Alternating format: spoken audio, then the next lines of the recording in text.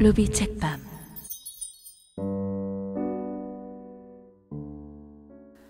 안녕하세요, 루비입니다. 오늘은 나목의 책 속의 영상을 위해서 이렇게 찾아왔습니다. 네, 제가 들고 있는 이 책 보이시나요? 엄청나게 오래된 정가가 3,500원, 정말 고서입니다. 이번에 중고로 제가 또 구입을 하게 되었고요. 출판 등록이 87년에 되어 있어요. 어떻게 보면은 골동품을 구매한 것 같은 그런 기분이에요. 그리고 책의 맨 뒷장에 원래 주인분이셨던 분인 것 같아요. 메모를 해놓으신 이런 소소한 흔적도 너무 좋네요. 뭐 박완서님이 직접 쓰신 건 아니겠죠? 이런 메모가 있습니다. 만약에 박완서님이 친필로 쓰셨다면 엄청난 고가에 판매가 되었을 걸로 예상이 되고요. 책의 표지에는요, 확실히 고서라서 그런지 한문이 많이 사용이 되어져 있습니다. 나목이라는 제목도 이렇게 한문으로 적혀져 있고요. 박완서 선생님의 조남도 이렇게 한문으로 적혀 있습니다. 나목의 모습인 것 같죠? 나무 그림이 있고요. 빨간 글씨로 나목 써 있습니다. 그리고 김병익 문학평론가님의 리뷰가 짧게 적혀져 있는데요. 한번 읽어볼게요. 나목의 화가 박수건을 모델로 한 듯한 이 작품에서 작가는 오늘의 추운 삶, 불모의 세대의 사랑과 영혼의 기쁨이 예술의 순결한 집념과 결합할 때 우리의 구원이 이루어질 수 있다는 매우 아름다운 가능성을 시사하고 있다. 이렇게 적혀 있습니다. 그리고 제일 뒷페이지를 보시면요, 또 나목은 어디까지나 소설이지 전기나 실화가 아니다. 나목을 소설로 쓰기 전에 고 박수근 화백에 대한 전기를 써보고 싶었던 건 사실이지만 내가 그를 알고 지낸 게 그나 내가 가장 불우했던 동란 중에 1년 미만의 짧은 시간이었기 때문에 전기를 쓰기엔 그에 대해 아는 게 너무 없었다. 그렇지만 한 예술가가, 모든 예술가들이 대구, 부산, 제주 등지에서 미치고 환장하지 않으면, 독한 술로라도 정신을 흐려놓지 않으면 견뎌낼 수 없었던 일사후퇴 후에 암담한 불안의 시기를 텅 빈 최전방 도시인 서울에서 미치지도 환장하지도 술 취하지도 화필도 놓지 않고 가족의 부양도 포기하지 않고 어떻게 살았나 생각하기 따라서는 지극히 예술가답지 않은 한 예술가의 삶의 모습을 증언하고 싶은 생각을 단념할 수는 없었다. 박완서. 이 내용은요, 예전에 제가 요즘에 나온 그 나목을 낭독했을 때 박완서 선생님의 그 작가의 말과 같은 내용인 것 같습니다. 이 시대에서부터 쭉 올라왔던 작가의 말을 사용하고 있는 것 같네요. 책 날개 부분을 보시면요, 이 도서의 가장 마지막에 있는 작가의 말 부분의 일부분이 나와 있습니다. 와, 박완서 선생님의 젊은 시절 비교적 많이 젊으셨어요. 20대 시절은 아닌 것처럼 보이고요. 집필을 하신 연세시니까 40 이상 정도 되신 나이신 것 같아요. 야, 한복을 곱게 차려입으신 모습이 사진에 나타나 있고요. 한번 읽어보겠습니다. 문단에 나온 지가 올해로 20년이 된다. 첫 작품이 나목이었다. 그동안 단행본으로 나왔다가 절판되기도 하고 전집이나 선집에 수록되기도 했지만 다시 한번 처음부터 차근차근 읽어보면서 손을 본 건 이번이 처음이다. 누구나 그렇겠지만 자기 작품을 읽으면서 엄정한 객관적 시각을 갖기는 불가능하다. 20년의 세월이 지났어도 그건 마찬가지였다. 특히 이 작품에 대한 나의 애착은 편애에 가깝다. 나목을 생각할 때마다 괜히 애틋해지곤 한다. 가끔 여지껏 쓴 작품 중에서 어떤 것을 가장 좋아하느냐는 질문을 받곤 하는데 그럴 때마다 망설이지 않고 나목이라고 대답해온 것도 그런 무조건적인 애틋함 때문이었을 것이다. 박완서 선생님이 나목 작품을 가장 좋아하신다는 그런 내용이 담겨 있는데요. 제가 알기로는요, 나목보다는 그만던 싱하나 그 산이 정말 거기 있었을까가 좀 더 독자들에게 인기리에 판매가 되고 다가갔던 작품으로 알고 있는데, 이렇게 나목이 데뷔작이기 때문에 아무래도 박완서 선생님은 나목 작품을 가장 사랑하신대요. 그러니까 우리도 더 나목을 많이 사랑해 보자고요. 그리고 뒷날개 쪽을 보시면은요, 그 당시에 다양한 소설들에 대한 그런 소개가 나와 있습니다. 김원일 장편소설, 깊은 골 큰 산, 이런 작품이 보이고요. 서 있는 여자, 박완서 장편소설, 그리고 작가 동인 자선소설집 때가 악하니라, 그리고 버나드 말라머드의 생의 모퉁이 가게, 크리스타 볼프의 카산드라, 이렇게 5개의 소설 작품에 대한 소개가 나와 있어요. 그리고 이제 하이라이트입니다. 제일 마지막 부분에 너무 귀엽게 책 끄트머리에 이렇게 적혀 있어요. 끄트머리에. 그래서 이 박완서 선생님의 작가의 말이 이 가장 책의 끄트머리에 적혀 있습니다. 요즘 나온 도서들하고는 어떤 양식이라고 해야 되나요? 그 순서가 조금 다르죠. 자, 이제 이 부분을 한번 제가 읽어드려 볼게요. 문단에 나온 지가 올해로 20년이 된다. 첫 작품이 나목이었다. 그동안 단행본으로 나왔다가 절판되기도 하고 전집이나 선집에 수록되기도 했지만 다시 한번 처음부터 차근차근 읽어보면서 손을 본 건 이번이 처음이다. 누구나 그렇겠지만 자기 작품을 읽으면서 엄정한 객관적 시각을 갖기는 불가능하다. 20년의 세월이 지났어도 그건 마찬가지였다. 특히 이 작품에 대한 나의 애착은 편애에 가깝다. 나목을 생각할 때마다 괜히 애틋해지곤 한다. 가끔 여지껏 쓴 작품 중에서 어떤 것을 가장 좋아하느냐는 질문을 받곤 하는데, 그럴 때마다 망설이지 않고 나목이라고 대답해온 것도 그런 무조건적인 애틋함 때문이었을 것이다. 이왕 단행본으로 다시 내는 김에 지금의 안목으로 치졸하게 느껴지는 부분을 한번 크게 고쳐 써보겠노라고 제안을 한 건 내 쪽이었다. 기왕에 내놓은 작품에서 오자를 골라낸 것 이상의 짓을 할 마음이 생긴 건 처음이었다. 나로서는 안 하던 짓까지 할 엄두를 낸 것도 아마 이 작품에 대한 나의 유별난 애착 때문이었을 것이다. 그러나 출판사와 약속한 기한을 1년여나 더 끌면서도 최소한도로밖에 선을 못 본 것은 게으름 때문만은 아니었다. 역시 애틋함 때문이었다.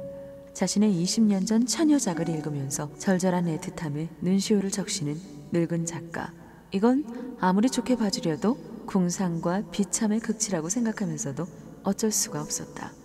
올해는 또 이 작품의 모델이 된 박수근 화백이 타계한 지 25주기가 되는 해라고 한다. 세월의 무상함에 비길 수 있는 애틋함이 또 어디 있으랴. 그간 꾸준히 독촉하랴 책 만들랴 애써주신 작가 정신사 여러분 감사합니다. 1990년 4월 박완서. 와, 한문이 많아서 사전을 찾아가면서 낭독을 했습니다. 요즘 네이버 한자 사전이 정말 잘 돼 있네요. 너무 편리하게 돼 있어요. 한자 사전이 아니었다면은 정말 힘들었을 것 같습니다. 자, 이제 본문 들어보실게요.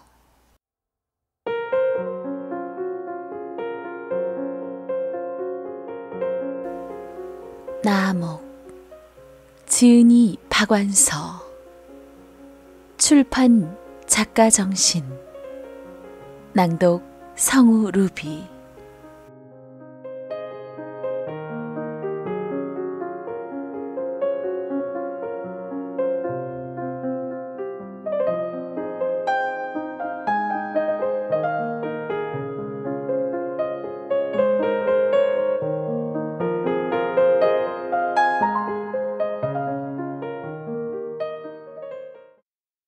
박완서 1931년 경기도 개풍군에서 태어났다. 교육열이 강한 어머니의 손에 이끌려 서울로 와 숙명여고를 거쳐 서울대 국문과에 입학했으나 6.25의 발발로 학교를 그만두고 미팔군 PX 초상화부에서 근무했다. 1953년 결혼하여 일남 사녀를 두고 만이 되던 1970년 전쟁의 상흔과 PX에서 만난 화가 박수근과의 교감을 토대로 쓴 남옥이 여성동화 여류 장편소설 공모에 당선되며 등단했다. 2011년 1월 담낭암으로 타계하기까지 쉼없이 작품 활동을 하며 40여 년간 80여 편의 단편과 15편의 장편소설을 포함 동화, 산문집, 콩트집 등 다양한 분야의 작품을 남겼다. 박완서는 삶의 곡절에서 겪은 아픔과 상처를 반드시 글로 쓰고야 말겠다는 생각으로 고통의 시기를 살아냈다. 이것을 기억했다가 언젠가는 글로 쓰리라. 숙부와 오빠 등 많은 가족이 희생당했으며 납치와 학살, 폭격 등 죽음이 너무나도 흔한 시절이었다. 이름 없이 죽어간 가족들을 개별적으로 살아 숨쉬게 하는 것이 처음 글을 쓴 목표였다. 그러나 막상 글을 통해 나온 건 분노가 아닌 사랑이었다. 그는 글로써 자신을 치유해 나갔다. 하고 싶은 이야기가 많았다. 덕분에 그는 자신의 이야기에만 갇혀있지 않고 당대의 전반적 문제, 가부장제와 여권운동의 대립, 중산층의 허위의식 등을 수면 위로 끄집어 올려 직간접적으로 의식을 환기시켰다.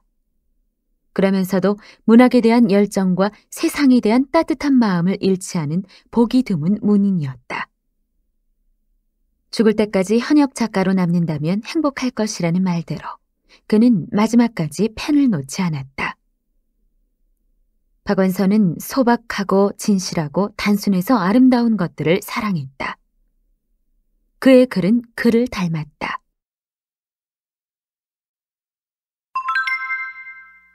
기획의 글 1994년 세계사에서 박완서 전집을 첫 출간한 이래 2002년 개정판을 거쳐 2012년 박완서 소설 전집 결정판을 내게 되었다. 선생님은 데뷔작인 남옥부터 손수 교정을 받는데 안타깝게도 암 수술을 받은 후 병석에 눕고 나서는 당신의 글을 직접 다듬지 못했다. 누가 삶의 깊은 뜻을 알 수 있을까? 선생님은 지난해 정월 갑작스레 세상을 떠나셨고 일주기를 추모하여 선생님 생전에 기획한 대로 결정판을 출간하게 되었다. 선생님의 장편 소설을 다시 읽고 재평가하는 작업은 큰 산맥을 종주하는 듯 방대했다. 힘들고 지루했지만 박완서 문학의 폭과 깊이 그리고 한국 문학의 미래를 향한 가능성을 확인한 축복의 시간이었다. 선생님 작품의 넓고 깊음은 한 단어로 말하기 힘들다. 한국전쟁으로 텅 비고 황폐한 도시 속에서도 물이 차오르듯 삶의 희망을 찾아내던 선생님은 사람 사는 모습을 깊은 관심을 갖고 바라보았고 사회 변화에도 민감했다. 작품 활동을 시작한 이래 조금도 쉼없이 많은 글을 쓰실 만큼 현상을 분석하는 데 탁월했다. 그만큼 소재에 제한이 없었다. 본인이 직접 겪어내신 한국전쟁뿐 아니라 구한말부터 일제강점기까지의 경제와 풍속, 체제 변화 속 개인의 혼란, 가부장제와 여권운동의 충돌과 허상, 중산층의 허위의식과 계층 분화 등 기존 작가들이 다루지 못했던 사회상을 문학 속으로 끌어들이는 데 앞장섰다. 선생님의 작품은 진실을 천착하는 집요한 작가 정신, 모든 구석과 드러나지 않는 음모와 싸우는 자유의 기운이 구석구석 흐르고 있어 시대의 징후를 읽어내는 소설문학 고유의 양보할 수 없는 미덕을 넘치게 갖추고 있다. 첫 출간 때와 달리 각 초판본에 실린 서문이나 후기를 그대로 옮겨 실은 것은 작품을 쓸 당시 선생님의 생생한 육성을 듣기 위한 것이었다. 그 글을 쓴 시대와 작가의 심상이 느껴지는 짧은 글은 박완서 문학의 역사를 담고 있다. 덧붙인 평론들은 작품의 새로운 의미와 생명력을 불어넣어준다. 박완서 문학은 언어의 보물창고다. 파내고 파내어도 늘 샘솟는 듯 살아있는 이야기와 예스러우면서도 더 이상 적절할 수 없는 세련된 표현으로 모국어의 진경을 펼쳐 보였다. 재미있는 글과 활달한 언어가 주는 힘은 우리들을 뜨겁게 매료시켰으며 이는 아름다운 문학의 풍경을 만들어냈다.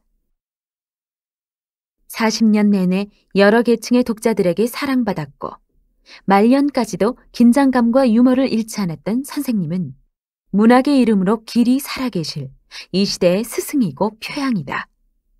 재미와 뼈대가 함께 담긴 소설을 쓰는 것이 선생님의 평생 과업이었다.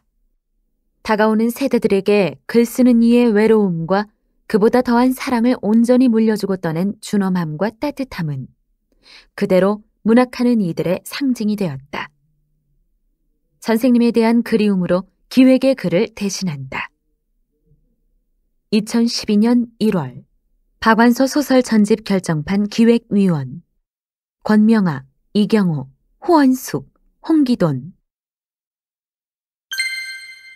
작가의 말. 6년 전에 나의 데뷔작이 열화당의 호의로 예쁜 책으로 꾸며져 다시 선보이게 되니 기쁘기도 하고 약간은 겸연쩍기도 하다. 다시 한번 읽어보니 표현의 과장이나 치졸이 자주 눈에 거슬리나 그런대로 그것을 썼을 당시의 젊고 착하고 순수한 마음이 소중해서 고치지 않았다. 나는 천여장 나목을 40세에 썼지만 가히 20세 미만의 젊고 착하고 순수한 마음으로 썼다고 기억된다. 그래 그런지 그것을 썼을 당시가 6년 전 같지 않고 아득한 젊은 날 같다. 그 당시 나목을 읽는 사람들 사이엔 주인공인 화가가 고 박숙은 화백일 거라고 알려진 듯 거기에 대한 질문을 나는 꽤 많이 받았다. 이 기회에 거기에 대해 밝히고 싶다. 나목은 어디까지나 소설이지 전기나 실화가 아니다. 나목을 소설로 쓰기 전에 박숙은 화백에 대한 전기를 써보고 싶었던 건 사실이지만 내가 그를 알고 지낸 게 그나 내가 가장 불우했던 전쟁 중 1년 미만의 짧은 시간이었기 때문에 전기를 쓰기엔 그에 대해 아는 게 너무 없었다.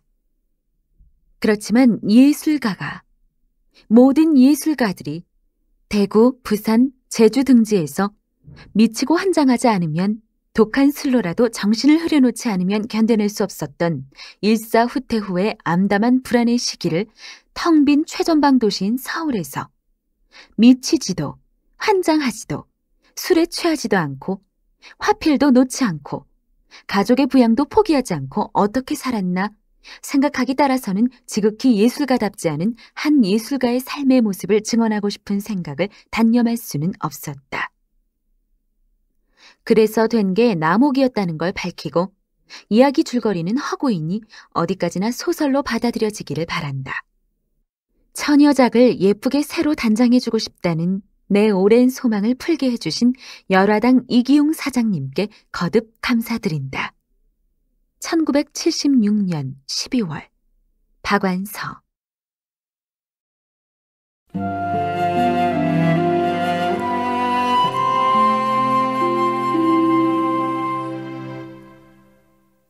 일. 갈색 털이 무성한 손이 불쑥 내 코앞까지 뻗어와 멈추었다. 그의 소나귀에 펴든 패스포트 속에서 긴 머리의 아가씨가 활짝 웃고 있었다. 예쁘군요.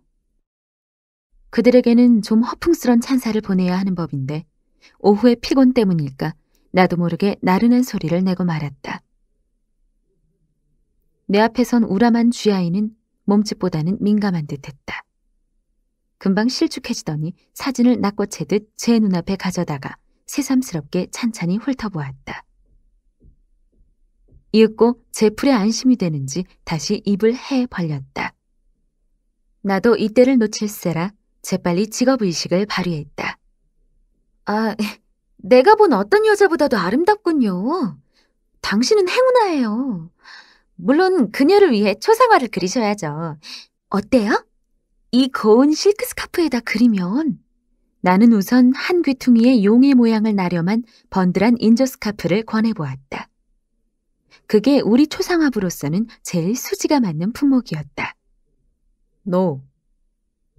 그는 입을 삐죽하고 고개를 젓더니 쇼케이스로 다가가 초상화 바탕으로 진열된 여러 가지 치수의 액자용 실크, 스카프, 손수건 따위 중에서 서슴지 않고 손바닥만한 손수건을 가리켰다. 이 구두쇠. 나는 그림값까지 통틀어야 3달러밖에 안 되는 약소한 주문에 다시 새침해지며 흑백 사진의 경우 을에 알아두어야 할 모발이나 눈 또는 의상의 색깔 등을 좀 쌀쌀맞게 사무적으로 물어 카드에 기입하고 나서 언제쯤 찾으러 오실 수 있죠? 빠를수록 늦어도 모레까지는 일선으로 돌아가야 하니까. 너 골칫거리군. 나는 내 책상 서랍에 밀린 일거리들을 생각하고 살짝 눈웃음을 치며 화제를 돌렸다. 짧은 휴가를 마음껏 즐겨야겠군요. 일선이면 어디쯤? 갓댐 양구. 그는 마치 저주를 내뱉듯이 안면을 크게 일그러뜨렸다. 안 됐어요. 그런데 요샌 전황이 좀 어때요? 겸연쩍은 김에 나는 또 한 번 어리석은 질문을 하고 말았다.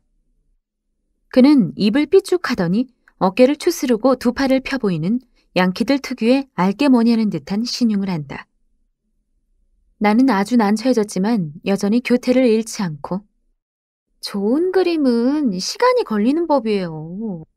당신같이 바쁜 사람들을 위해 우리는 찾으러 오는 수고를 덜어드릴 수도 있어요. 저희가 붙여드릴 테니까요. 그녀의 주소와 속료만 따로 주신다면. 너 붙일 필요는 없어요. 그 그림은 나를 위한 거니까. 왜 그녀에게 붙이지 않나요? 누구나 다들 그렇게 하는데. 당신은 당신의 걸프렌드를 기쁘게 해주고 싶지 않아요? 그는 벼랑간 몸 전체에 야릇한 육감을 풍기더니 난 그 그림을 그녀 대신 내 품에 품고 싶단 말이오. 될 수 있는 대로 빨리. 이제 좀 알아들었어? 그 꼬깃한 1달러짜리 석장을 내던지고 See you again, day after tomorrow. 경쾌한 리듬을 붙여 읊조리고 떠나갔다. 부옇게 흐린 날씨에 정전까지 겹쳐 4명의 환쟁이들은 한결같이 능률을 못 내고 있었다. 나는 방금 주문받은 것을 급한 일 쪽 서랍에 떨어뜨리고 환쟁이들 사이를 뒷짐지고 돌아다니며 뾰족한 목소리로 재촉도 하다가 또 적당히 짜증을 부리기도 하다가 마침내는 은근히 공갈을 치고 말았다. 암만 해도 안 되겠어요.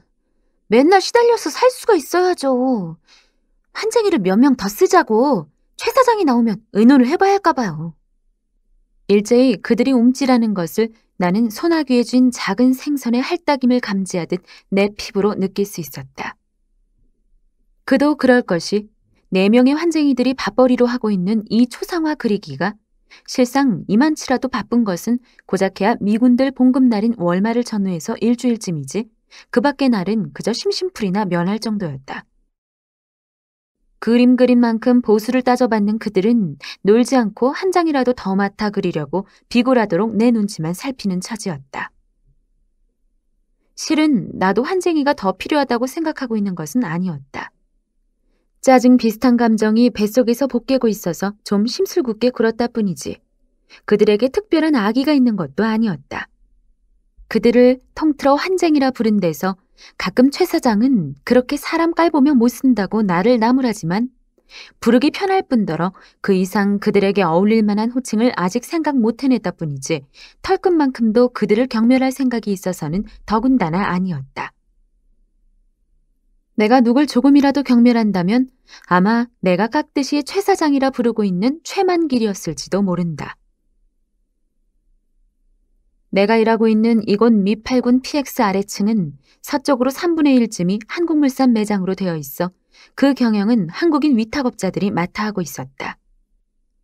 너나 할 것 없이 해먹을 것이 공색한 전쟁 중이라 그 위탁 판매장 맡아 하기도 웬만한 백이나 수완 없인 어림없다는 게 최 사장의 말이었고 앞을 다투어 갖가지 업종이 다 들어앉은 뒤에 엉뚱하게도 미천 한 푼 안 드는 초상화 간판을 들고 들어올릴 수 있었던 것은 보통 상술이 아니라는 게 최 사장의 자부였다. 아무튼 휘황한 PX 아래층 중앙부에 초상화부를 차리고 간판쟁이들을 모아다가 밥벌이를 시켜줍네. 자기도 그 덕에 약간의 치부도 하고 내 월급도 주고 또 사장이라 불리기를 한없이 갈망하고 즐기는 최만길에게 난 가끔 그가 너무 궁금하지 않을 만큼 가끔 최 사장이라든가 사장님이라든가 불러준 것만큼 그를 경멸해 줌으로써 비겼다고 생각하려 들었다. 다시 전기가 들어왔을 때는 셔터를 서서히 내릴 무렵이었다. 에휴, 제기를. 오늘은 잡쳤는걸. 먼저 환쟁이 김씨가 신경질적으로 붓을 부옇게 거룩해진 액체에 흔들어 빨자 다른 환쟁이들도 꿈틀거리듯이 서서히 화구를 챙기기 시작했다. 갑자기 환한 조명 속에 펼쳐진 건너편 미국 물품 매장 쪽을 나는 마치 객석에서 무대를 바라보듯 설레는 좀 황홀하기조차 한 기분으로 바라봤다. 언제 보아도 싫지 않은 메이드 인 USA의 화사하고 매력적인 상품들. 그 풍요한 상품들을 후광처럼 등지고 서서 저녁 화장에 여념이 없는 세일즈걸들.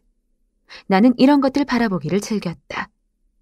특히 폐저무 이맘때 온종일 시야를 가로막던 누런 곤복들이 썰물처럼 빠지고 청소부 아줌마들이 물뿌리개로 타일 바닥을 추겨가며 비질할 무렵이면 공기가 어찌나 투명해지는지 나는 그녀들이 날렵한 솜씨로 비틀어 올린 립스틱의 빤들한 대가리의 빛깔들이 제각기 조금씩 다르다는 것까지도 식별해낼 수가 있었다. 다이아나 김, 린다 조, 수잔 정 따위 이그조틱한 이름을 가진 그 어여쁜 아가씨들이 쓰고 있는 립스틱의 조금씩 다른 빛깔까지 알고 있으면서도 나는 그녀들 중에 아무하고도 아직 친하지는 못했다. 나는 항상 집 근처까지라도 동행할 만한 친구를 아쉬워했지만 친구는 생길 듯 하면서도 좀처럼 생기지 않았다. 특히 퇴근할 때 종업원 출입문으로 통하는 어둑하고 긴 복도에서 서로 체온을 나눌 수 있을 만큼 빽빽이 붐비며 보초순경들의 몸수색 차례를 기다리노라면 불쾌한 몸수색에 대한 공통의 피해의식으로 제법 서로 다정해져서 흉어물 없는 대화를 나누기도 하지만 이런 종류의 유대의식이란 고작 고무풍선 속에 압축된 공기 같은 것이어서 풍선의 좁은 주둥이인 출입문만 벗어나면 그만이었다. 모두 바쁘게 어둠 속으로 인사도 없이 사라져갔다. 김장철을 앞둔 을씨년스러운 날은 황혼을 생략하고 벌써 두터운 어둠에 쌓여 있었다. 출입문이 면한 뒷골목은 외등 하나 없고 단 하나 맞은편 냄비 우동집의 희미한 유리문이 오히려 주위의 어둠을 한층 칠흑으로 만들고 있었다. 나는 종종 걸음으로 어두운 모퉁이를 재빨리 벗어나 환한 상가로 나섰다. PX를 중심으로 갑자기 발달한 미군 상대의 잡다한 선물 가게들, 사단이나 군단의 마크를 수놓은 빨갛고 노란 인조 머플러, 담뱃대, 소쿠리, 놋그릇, 별로 신기할 것도 없는 그런 가게 앞에서 나는 기웃거리며 될 수 있는 대로 늑장을 부리다가 어두운 모퉁이에서는 숨이 가쁘도록 뜀박질을 했다. 그러나 번화가인 충무로조차도 어두운 모퉁이, 불빛 없이 우뚝 선 거대한 괴물 같은 건물들 천지였다. 주인 없는 집이 아니면 중앙우체국처럼 다 타버리고 윗구멍이 뻥 뚫린 채 벽만 서 있는 집들. 이런 어두운 모퉁이에서 나는 문득문득 무섬을 탔다. 어둡다는 생각에 아직도 전쟁 중이라는 생각이 겹쳐오면 양키들 말 맞다나 갓댐 양구, 갓댐 철원, 문산 그런 곳이 지금 내가 있는 곳에서 너무도 가까운 것 같아 나는 진저리를 치며 무서워했다. 나는 그런 곳에서 좀 더 멀리 있고 싶었다. 적어도 대구나 부산쯤 전쟁에서 멀고 집집마다 불빛이 있고 거리마다 사람이 넘치는 곳에 있고 싶었다. 나의 빨랐다 느렸다 하는 걸음은 을지로를 지나 화신 앞에서부터는 줄창 뜀박질이 되고 말았다. 우회등이라든가 구멍가게라든가 그런 아무런 표적도 없는 죽은 듯이 어두운 비슷한 한식 기와집 사이로 미로처럼 꼬불탕한 골목길을 무섭다는 생각에 가위 눌리면서 다른 박질 쳤다. 드디어 집이 가까워지면서 어둠만이 보이던 나의 눈에 별이 박힌 부연 하늘이 들어오고 그 부연 하늘을 이고 서서 한쪽이 보기 싫게 일그러져 나간 채인 우리 집의 지붕이 이상하리만큼 선명하게 보인다. 그러면 내 무서움증은 드디어 절정에 달해 금세 심장이 멎을 것 같아진다. 엄마! 엄마! 나는 빗장이 부러져라 하고 어머니가 문을 열 때까지 계속해서 흔들어댄다. 나간다, 나가. 웬 수선일까? 딸의 다급함에 도무지 아랑곳 없는 느리고 가라앉은 어머니의 음성이 들리고 삐걱하고 대문이 둔중하게 열렸다. 엄마도 참, 불 좀 켜놓으시래도. 온통. 안 채고 바깥 채고 온통. 전기값은 무얼로 당하려고? 내가 돈 벌지 않우? 그래. 내일부턴 골목이 환하도록 방마다 전기불을 켜놓으마. 그러나 나는 그것을 믿지는 않았다. 우리 모녀는 거의 매일 이와 똑같은 대화를 되풀이하고 있으니까. 나는 어머니의 손을 잡고 긴 대문간을 지나 중문을 넘고 해묵은 오동나무가 한 그루 서 있는 마당으로 들어섰다. 그래도 안채는 보이지 않고 돌담이 가로막혀 있다. 돌담에 달린 쪽문을 들어서야 횡하니 넓은 안마당이 나오게 돼 있었다. 오동나무가 서 있는 뜰은 중정이라고나 불러야 할지 집을 지은 선조가 무슨 멋으로 그렇게 설계했는지 짐작할 수 없는 쓸모없는 여백이었다. 나는 이 중정에서 다시 한번 행랑채에 이지러진 한쪽을 돌아보고 쫓기듯이 쪽문을 지나 어머니의 손을 놓고 단 하나 불이 켜진 안방으로 뛰어들게 마련이었다. 어머니는 까닭없이 혀를 두어 번 차곤 내 가쁜 숨결이 채 가라앉기도 전에 밥상을 들여오고 이내 굳들한 찌개 냄새라도 풍기면 나는 쉽사리 마음이 놓였다. 먼저 잡수시지 않고. 나는 내가 밥그릇을 반쯤 비울 때까지 맞은편에 우두커니 앉았다가 수저를 들기 시작하는 어머니에게 왠지 짜증 비슷한 걸 느꼈다. 어머니가 별로 소리도 내지 않고 한껏 느릿느릿 수저를 놀리면서 의치를 빼놓은 호물대기 입을 이상한 모양으로 우물거리는 것을 보고 있으면 먹는다는 것이 무슨 저주받은 의무로 느껴져 나는 미처 배가 부르기도 전에 식욕부터 가셨다. 나는 먼저 수저를 놓고 어머니의 식사하는 모습을 지켜보며 왈칵왈칵 치미는 혐오감을 되새김질했다. 나는 어머니가 싫고 미웠다. 우선 어머니를 이루고 있는 그 부연 회색이 미웠다. 백발의 듬성듬성 검은 머리가 공상맞게 섞여서 머리도 회색으로 보였고 입은 옷도 늘 찌들은 행주처럼 지쳐 빠진 회색이었다. 그러나 무엇보다도 견딜 수 없는 것은 그 회색빛 고집이었다. 마지못해 죽지 못해 살고 있노라는 생활 태도에서 추호도 물러서려 들지 않는 그 무섭도록 단단한 고집. 나의 내부에서 꿈틀대는 사는 것을 재미나 하고픈 다채로운 욕망들은 이 완강한 고집 앞에 지쳐가고 있었다. 회색빛 벽지에 몸을 기대듯이 앉은 어머니의 부옅고도 고집스러운 모습. 의치를 빼놓은 입에 보기 싫은 담음새. 이런 것들을 피하듯이 나는 건넌방으로 건너와 불을 켰다. 혁이 오빠와 우기 오빠가 같이 쓰던 장방형의 드넓은 방은 전압이 낮은 30촉의 전등으로 고루 비추기에는 너무 넓었다. 내 귀퉁이가 어두운 채 남겨진 불구죽죽한 밝음 속에서 나는 세차게 몸서리를 쳤다.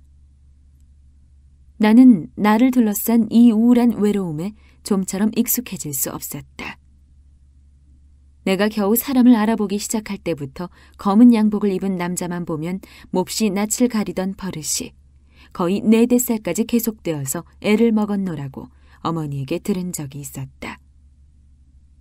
그때 검은 양복이 내 어린 눈에 어떻게 비쳤길래 그랬는지 지금 생각해낼 수는 없어도 나는 아직도 그때만큼이나 쬐금해져서 고독이란 검은 거인 앞에서 측은하도록 심한 낯가림을 하며 두려워하고 있었다.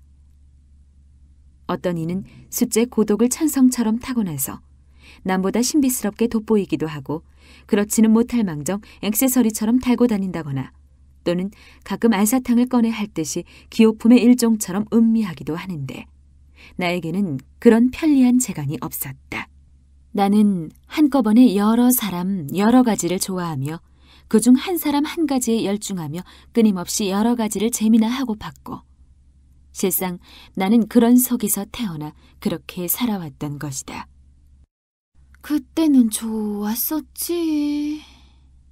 늙은이처럼 푸듯이 뇌까리며 벽에 걸린 기타의 제일 굵은 줄을 엄지와 집게로 잡았다 놓으니 음산한 저음이 둔중하게 울렸다.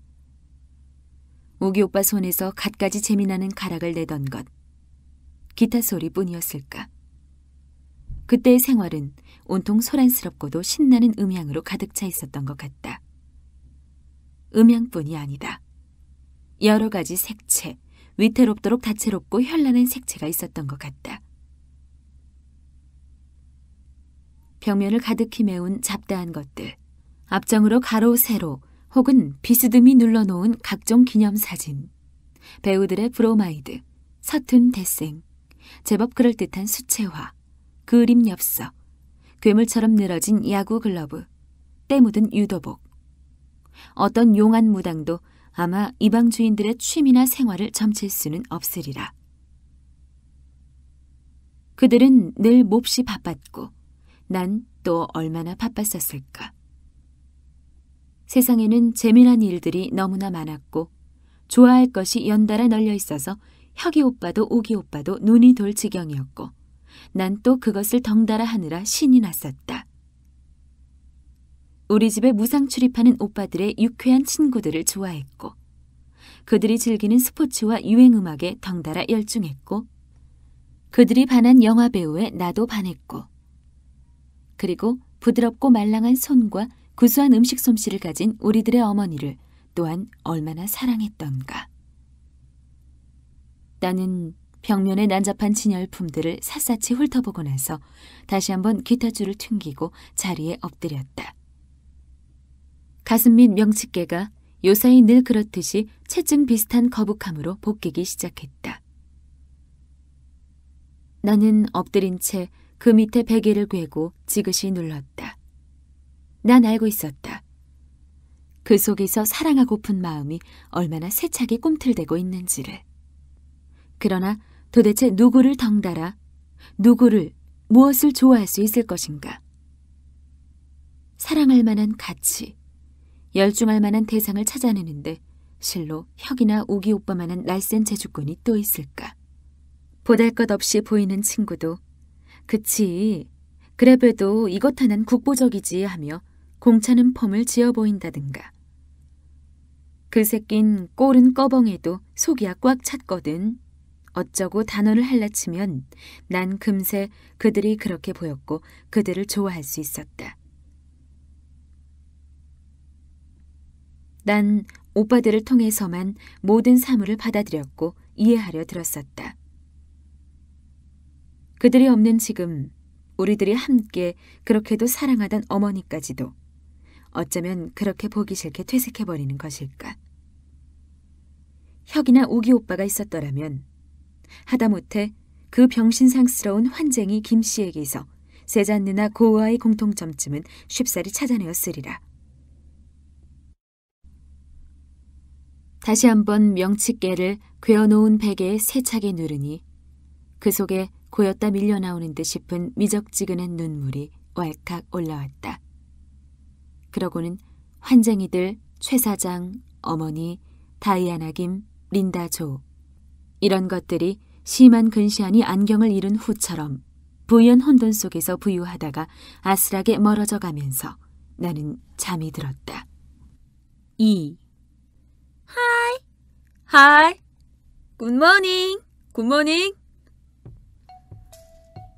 아침 인사들이 탄력 있게 튕기는 매장을 가로지르는데 초상화부 쪽에서 최 사장이 번쩍 손을 들어 나를 반기고 있었다.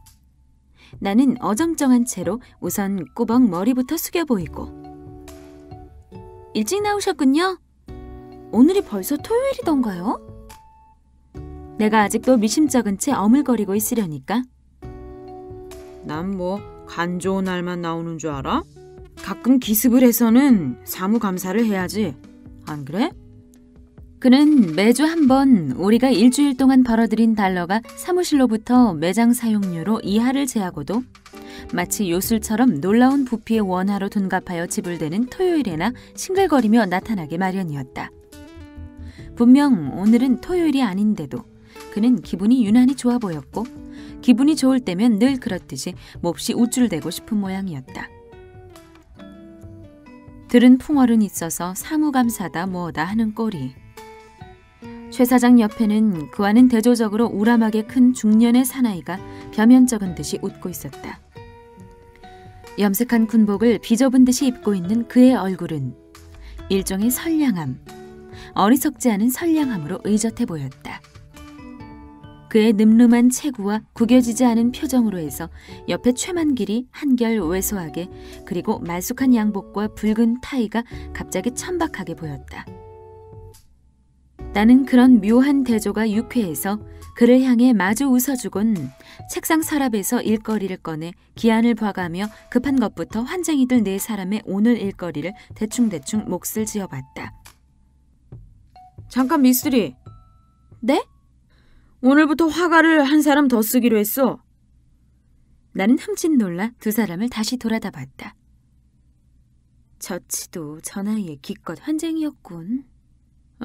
오키도 씨라고? 최만길은 제법 대수롭지 않게 굴려낸 듯 그 우람한 사나이의 등허리를 가볍게 툭툭 쳐보였으나 최 사장의 체구가 원체 작은 탓으로 우습도록 채신머리 없어 보였다. 나는 마침 어제 환쟁이들에게 환쟁이를 더 써야겠다고 엄포를 떤 것이 본의 아니게 들어맞게 되어 묘하게 난처해지지 않을 수 없었다. 4명의 환쟁이들의 8개의 눈동자가 일제히 나의 옆얼굴을 아프게 쏘아봤다. 요새 일거리가 그렇게 많지도 않은데 4명만 가지고도 너끈히... 나는 실상은 환쟁이들이 들으라는 듯이 좀 큰 소리로 항의를 하려는데 최 사장이 잽싸게 무슨 소리. 이 초상화부 주인은 내가 아닌가? 처음부터 내 취지는 불우한 예술가들을 한 사람이라도 더, 또 불우한 예술가들에게 난 그만 불우한 예술가 소리에 실소를 터뜨리고 말았다. 그는 환쟁이를 새로 데려올 때는 을에 비장하도록 불우한 예술가를 내세우다가 갈아칠 때면 형편없는 칠쟁이 놈들로 둔갑을 시키는 것이 상투적인 말버릇이었다. 웃긴. 또 그러니까 미쓰리도 긋지 말고 내 뜻을 받들어 불우한 예술가들을 위해 사업 실적을 올리도록 힘써줘야지. 일거리와 미쓰리 수한 여하에 달린 게 아닌가? 그야 환쟁이가 10명으로 불어난데도 최 사장이야 뜨끔할 것도 없지만 한 그릇 밥에 식구만 느는 격이니 환쟁이들만 손해요. 그런 환쟁이들이 딱 해서 한 장이라도 주문을 더 맡으려고 아등바등하는 사이에 나는 나도 모르게 미군을 다루는 솜씨 같은 것이 늘어갔다. 최만길이 슬금슬금 환쟁이 수요를 늘리는 속셈도 바로 그런 데 있었다. 어떻든 환쟁이가 느는 대로 조금씩 사업이 번창해가고 최만길의 수입도 덩달아 늘어만 갔으니 말이다. 새로운 환쟁이에 대한 약간의 호감은 우습게 사그라져 버렸다. 결국 이 우람한 사나이도 내 어깨에 매달린 또 하나의 짐에 불과했으니까. 미쓰리. 최 사장은 벼란간 속삭이듯 나직이 나를 부르더니 미쓰리도 이제 그만하면 멋을 좀 낼 줄 알아야지. 좀 야하게 시리 말이야.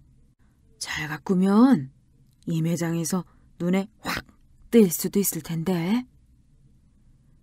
도대체 이 남자는 나에게 어쩌라는 것일까? 그러고 보니 이 조그만 남자야말로 나에게 매달린 얼마나 끈덕지고도 다부진 짐일까? 그럼 미쓰리, 난 바빠서 가봐야겠는데? 또 어쩐다. 참, 우선 의자 하나만 새로 마련해주고 사진한테 말해서 임시 패스라도 하나 내주도록. 그럼 부탁해. 나는 걸레니 깡통이니 대안이 하는 우리 초상화부의 독특한 너절한 것들을 감추기 위한 칸막이 뒤에서 우선 낡은 의자를 찾아내어 그에게 권했다.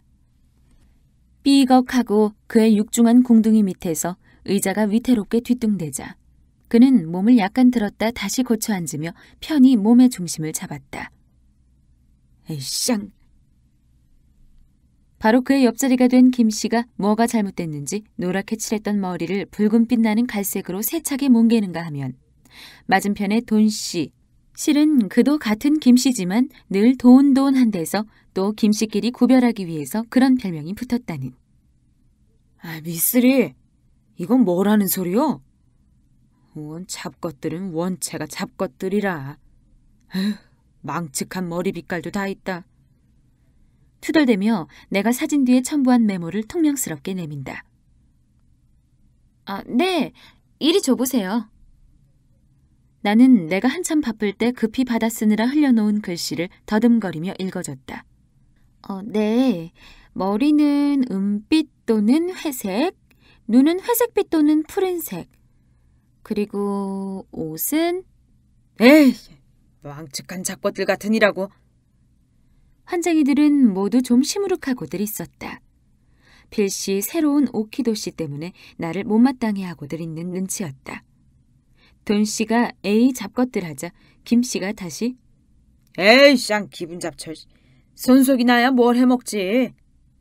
하며 그리다만 얼굴을 뭉개버리고 새 스카프를 갖다가 다시 스케치를 시작했다.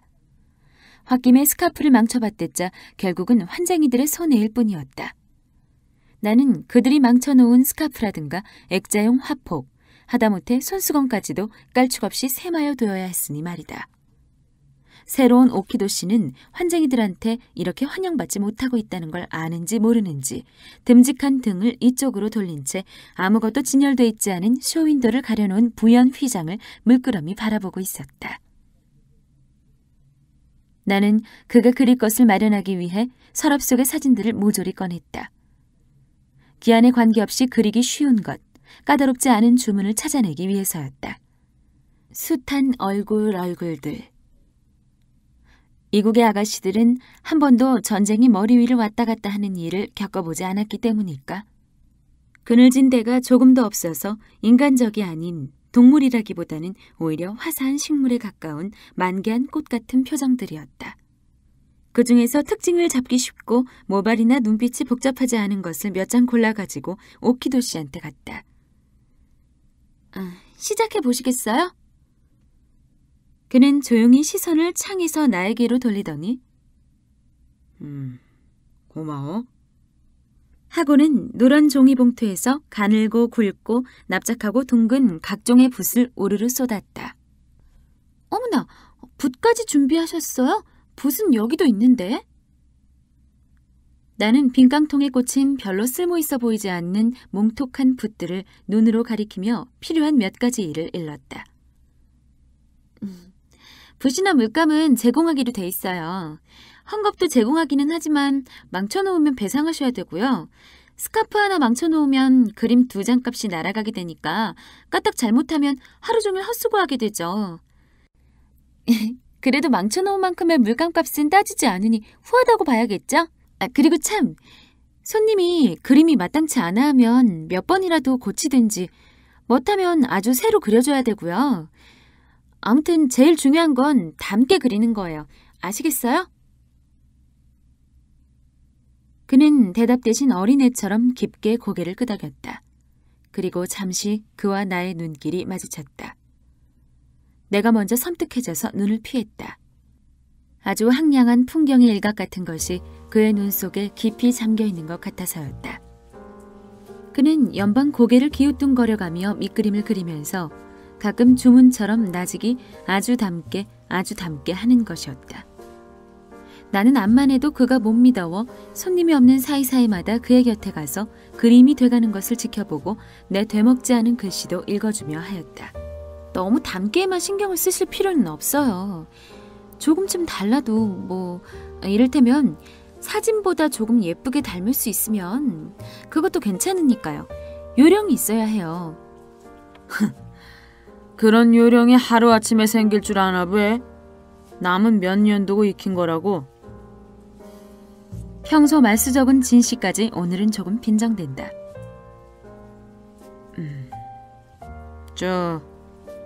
이런 그림에 경험이 좀 있으신지?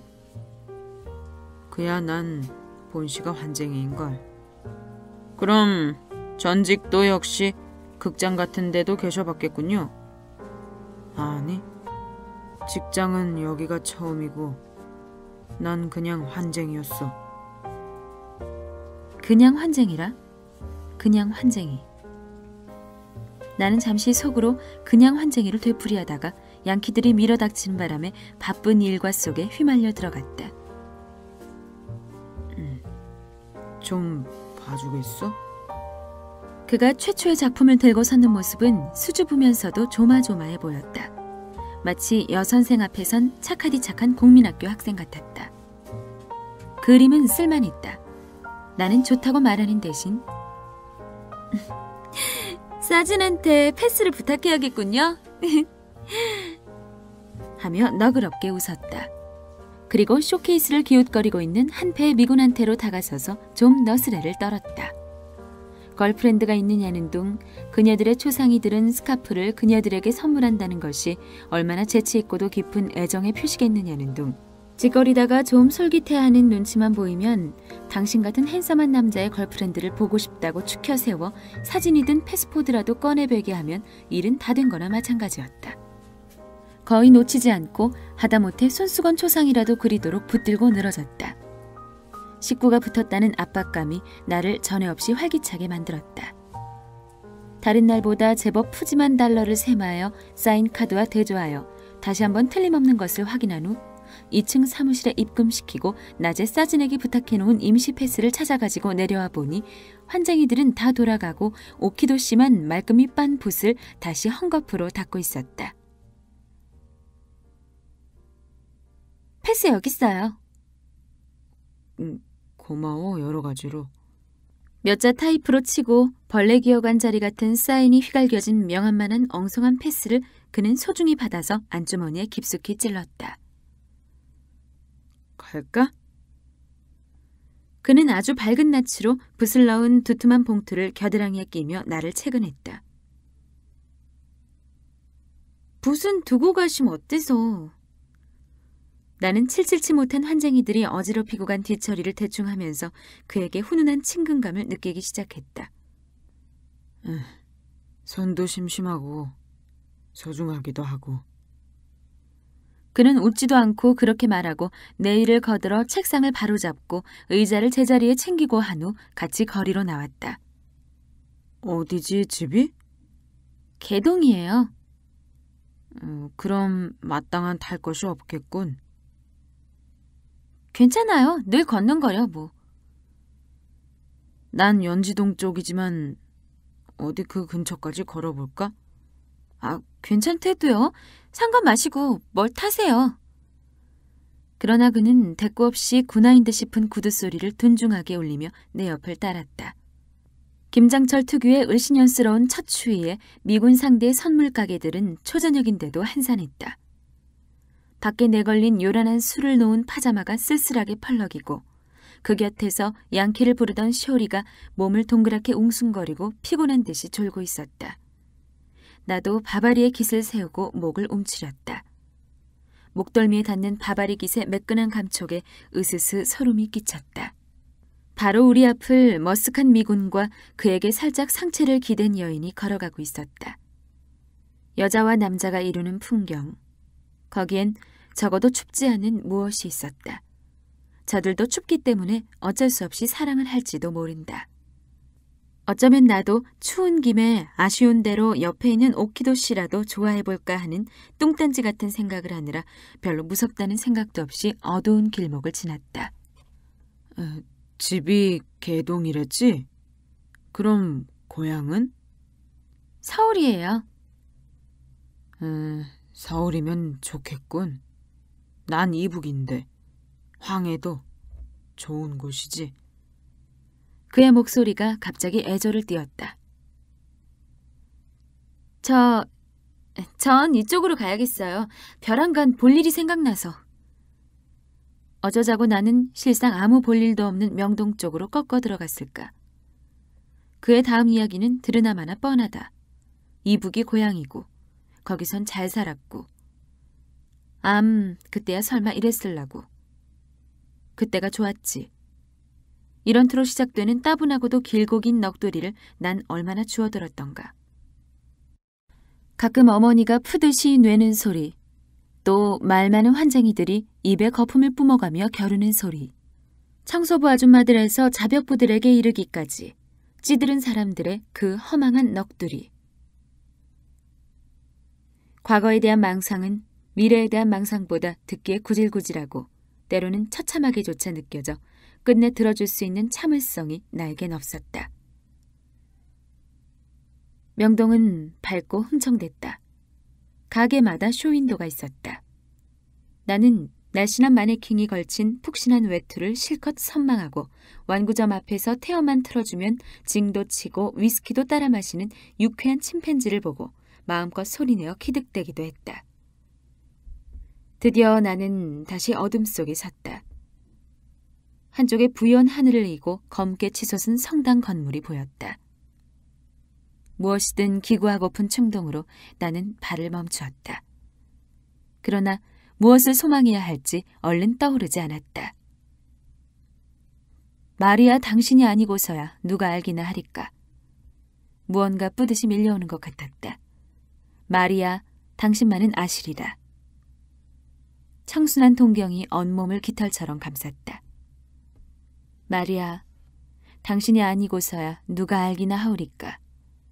마리아, 당신만은 아시리다. 그 다음은 뭐더라?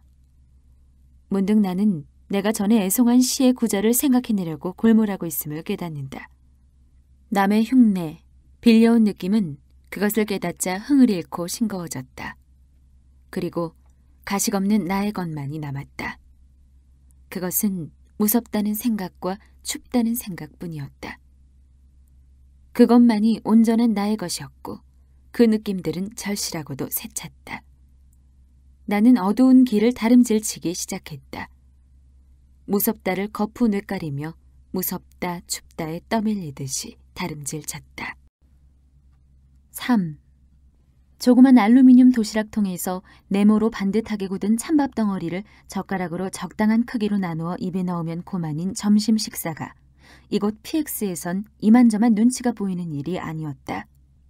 점원들의 점심 식사에 대해 특별한 제약이 있는 것은 아니었으나 대부분이 외식을 하게 마련이었고 점심을 위한 특별한 시설이 없는 이곳에서 도시락통을 들고 쩔쩔매는 것은 거의 부수입이 전혀 없는 한국물산 매장의 점원들이었다. 같은 건물 안에서 비슷한 일을 하면서도 우리들과 그들과는 취급하는 상품의 국적이 다른 것만큼이나 생활도 달랐다. 나는 2층 한 모퉁이에 베니어판으로 사방을 막아 만든 점원 휴게실 구석에서 재빠르게 점심을 마치고 몸이 으시시한 채로 찬물로 열심히 양치질을 했다. 민망한 김치 냄새를 가시기 위해서였다. 휴게실도 말이 휴게실이지 긴 나무 의자에 거울 하나가 걸렸을 뿐 잠깐 화장을 고친다거나 청소부 아줌마들이 옷을 갈아입기 위한 곳에 불과했다. 이걸 씹어. 커다란 백을 어깨에 메고 들어선 다이아나 김이 껌을 하나 삐쭉 내밀며 자기도 하나 질근거리기 시작했다. 벌써 점심 먹은 모양이군. 오늘은 미쓰리에게 뭐 근사한 것 좀 먹여줄까 했는데. 뭘?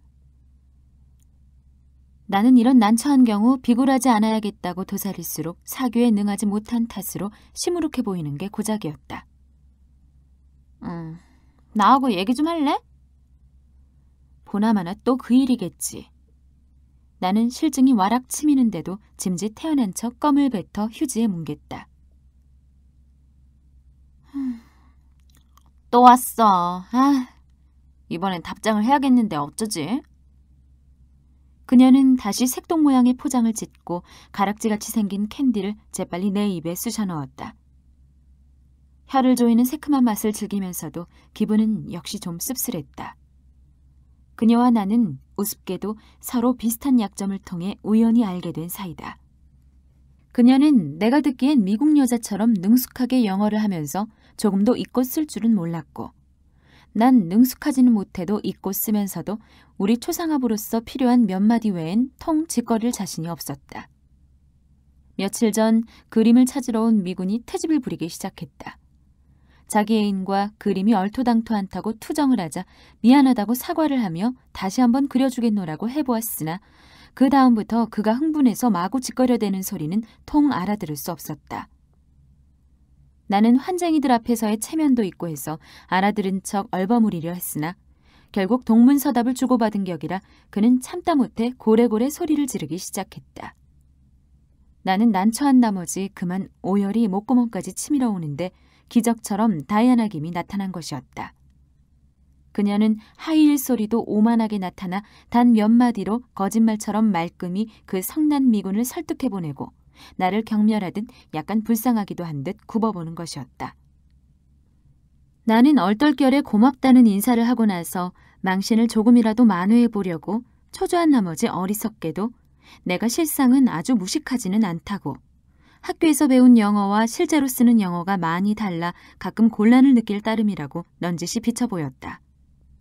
그녀가 내 말에 흥미를 느끼는 것 같이 보이자 한술 더 떠서 2대 영문과 재학 중이었는데 전쟁통에 어쩌고 저쩌고 하며 뜻하지 않은 거짓말까지 보태고 말았다. 그녀는 호들갑스레 놀라며 어머머, 어쩜 너하고 난 그렇게 닮았을까? 뭐가요? 넌 눈은 탁 트였어도 반 벙어리. 난 입은 청산유수인데 아깝게도 까막눈이란다. 재밌지? 안 그래? 뭐가 재미있는지 어리둥절한 채로 나는 그녀로부터 귀국한 그녀의 애인의 편지를 대독하고 답장을 대필하는 일을 떠맡게 된 것이다. 결국 난 이렇게 하여 내 뜻하지 않은 거짓말의 대가를 톡톡히 치러야만 했다. 그녀의 말로는 그런 것 좀 해줄 애들이야 수두룩하지만 그 방면에 달고 달아 여우같이 눈치 빠르고 입이 싼 것들이라 탐탁지 않았는데 나야말로 썩 마땅한 적격자라는 것이었다. 이 세상에서 가장 사랑하는 다이아나로 시작된 애절한 보고품을 호소한 편지를 읽어주는 동안 그녀는 줄곧 줄칼로 길고 아름다운 손톱을 갈며 입으론 별난 소리를 내며 껌을 씹고 있었다. 손톱을 가느라고 내렸던 눈은 짙은 속눈썹에 가려 별 표정이 엿보이지 않았으나 눈 밑에 피부가 늘어진 건 그녀의 숨은 나이를 말해주는 것 같아 처량했다. 사랑하는 다이아나, 우리의 이별은 길지 않을 것이오. 나는 어떤 방법으로든지 당신을 미국으로 데려올 수 있는 수를 생각해 보겠소. 사랑하오. 당신이 필요하오. 당신의 충실한 바브. 그녀는 별 반응 없이 선인장에 핀 꽃처럼 유기롭게 다듬어진 손톱을 잠옷 만족한 듯이 감상하고 나서 싱겁게. 그뿐이야? 크리스마스가 내일 모레인데 선물 얘기도 없고. 하품을 크게 했다. 동그란 목구멍이 마치 빈방의 입구처럼 황량하게 열려 있었다. 고뇌도 환희도 깃들어 있지 않은 을씨년스러운 빈방. 답장 좀 써줘. 비싸게 굴지 말고. 난 그런 편지 자신 없는데. 경험이 없으시다 그 말이지? 너무 순진한 척 할 건 없고 적당히 써봐. 뜨겁게 열렬하게 말이야. 참, 그리고 선물 얘긴 어떻게 넌지시 꺼낸다? 청소부 아줌마들이 쓰레기가 담긴 커다란 상자를 밀고 들어오더니 치마를 훌러덩 걷어올리고 내이는 종아리까지 내려 허연 속살을 거침없이 드러내고 휴지통 속에서 치약이니 비누니 꾸역꾸역 꺼내더니 종아리서부터 쌓아올리기 시작했다. 한층 쌓고는 내복을 고만큼 올려서 고무줄로 동이고 또 한층 쌓고는 고무줄로 동이고 하여 삽시간에 종아리를 지나 엉덩이 허리를 입혀갔다. 그리고 치마를 내리고 코트를 걸치고는 어기죽 걸어나갔다. 점심시간에 한탕하러 나가는 꼴이었다. 눈 깜빡할 사이에 이런 일을 능숙하게 해치우고도 그녀들은 좀 전과 다름없이 둔해 보이고 어수룩해 보이기에도 또한 능숙했다. 이미 한탕한 패들이 다만 점심을 먹고 올 뿐이라는 듯 예사로운 얼굴로 느리게 걸어 들어왔다. 다이아나 김과 몇몇 점원들이 잽싸게 그들을 둘러싸고 난로와 두툼한 원화 뭉치의 분배가 민첩하게 이루어졌다. 다이아나가 분배에 불만이 있는 듯 잠깐 옥신각신하더니 커다란 백에 돈 뭉치를 아무렇게나 쑤셔 넣으며 아줌마들, 트릿하게 굴면 앞으로 국물도 없을 줄 알아요? 수 틀리면 내가 직접 차고 나갈 테니까. 아이고, 주책 좀 작작 떨어. 요 허리에 잘도 차겠다. 누군가가 그녀의 상큼한 허리를 한 팔로 꼭 조이며 키득댔지만 그녀의 눈은 웃지 않고 빳빳한 속눈썹 속에서 차게 빛났다. 나는 그 사이에 바브의 편지를 거기 그대로 놔둔 채 휴게실을 빠져나와 계단을 뛰어내렸다. 빈 도시락 통 속에서 반찬 그릇이 흔들리는 소리가 공허하게 울렸다. 나는 초상화부 바로 앞에 유기부의 미숙이에게 빈 도시락통을 흔들어 보이곤 내 자리로 왔다.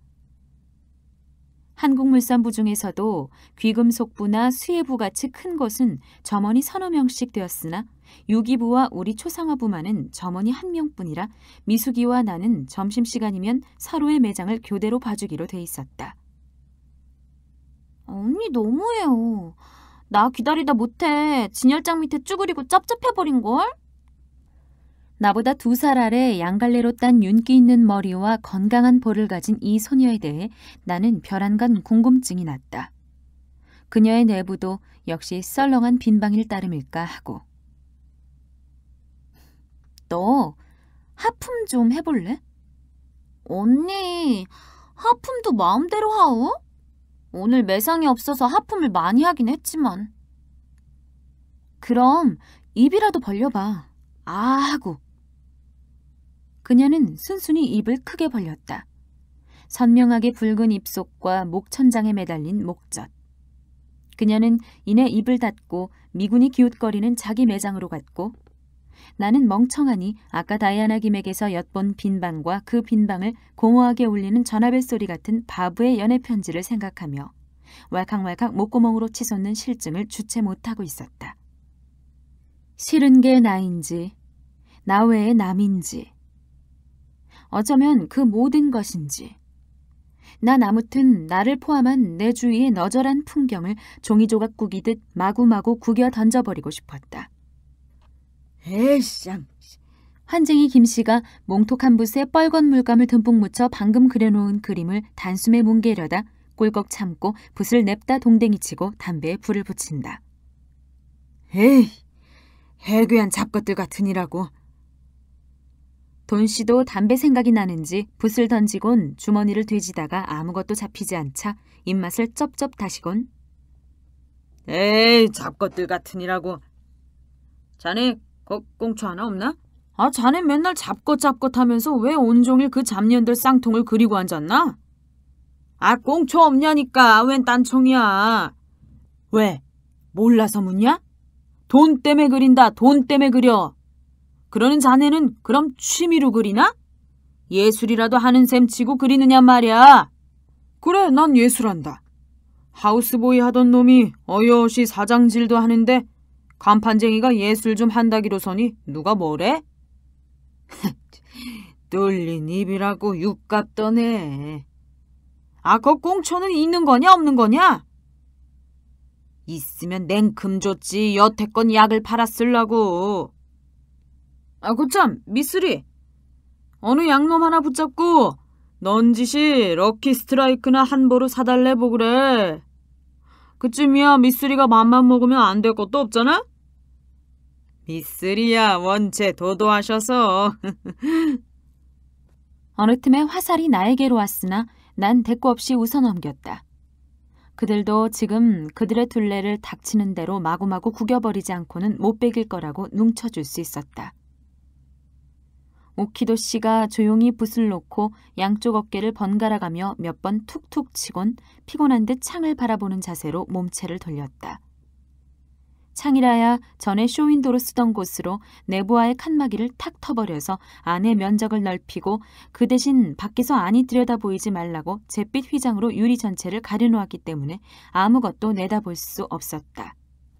그런 잿빛 휘장을 그는 가끔 신기한 풍경이라도 즐기는 듯이 마주하고 앉는 것이었다. 오늘이야말로 그를 위해 잿빛 휘장을 잠시 들어줄까 보다고 벼르고 있는데 나 좋은 생각이 갑자기 떠올랐어. 하며 다이아나 김이 내 어깨를 치며 생글댔다. 우리 매장에서 여기를 보고 있자니 벼랑간 신기한 아이디어가 확 떠오르지 않겠어? 뭔데요? 바보 녀석한테 선물을 울거내려면 슬쩍 내가 먼저 선수를 쳐야겠다고. 값싸고도 그럴듯한 것을 이쪽에서 먼저 보내는 거야. 어때? 내 초상화를 그려보내면?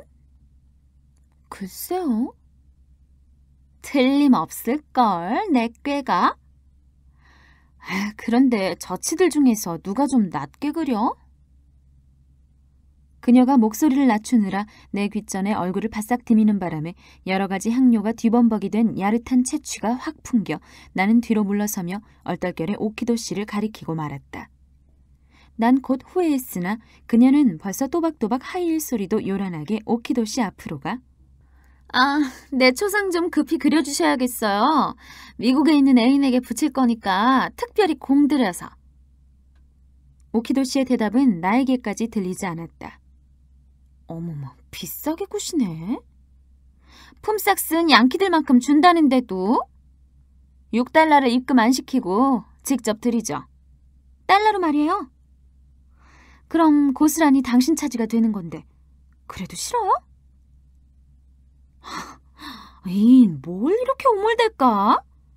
빨리빨리 본이나 떠요. 뭐라고요? 사진을 가져오라고요? 어머, 기가 막혀. 실물을 앞에 놓고 사진을 가져오라니. 간판쟁이란 별 수 없군. 모델이 뭔지도 모르니. 어디 샘플이나 좀 봅시다. 그녀는 오키도 씨가 그려놓은 그림들을 제멋대로 뒤적이며 사진과 비교도 해보고 고개를 갸우뚱거리기도 하며 잠시도 입을 다물지 않고 종알댔다. 이 여잔 여기를 이렇게 살려야 하는데 아주 망쳐놨다든가. 이 여잔 사진보다 10살을 더 젊게 그려놓았으니 아마 실물보다는 20살을 젊을 거라는 둥. 양놈 어수룩하게 보고 이렇게 되먹지 않은 그림을 함부로 그려 팔다가 큰 코 다칠 날이 있을 거라는 둥. 그녀에게 가려 오키도 씨의 모습을 살필 순 없었고 대꾸하는 목소리도 잘 들리지는 않았으나 나는 분명히 오키도 씨에게 큰 잘못을 저지른 것 같아서 안절부절 못할 뿐 무안쩍어서 그들 옆으로 가볼 수도 없었다.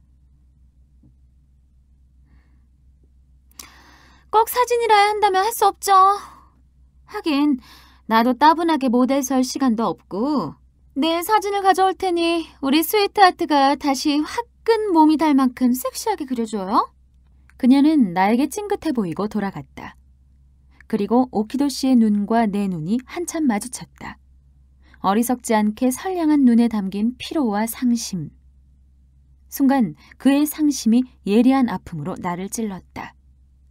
순간적인 아픔이 지난 후에도 측은한 마음은 길게 끓었다.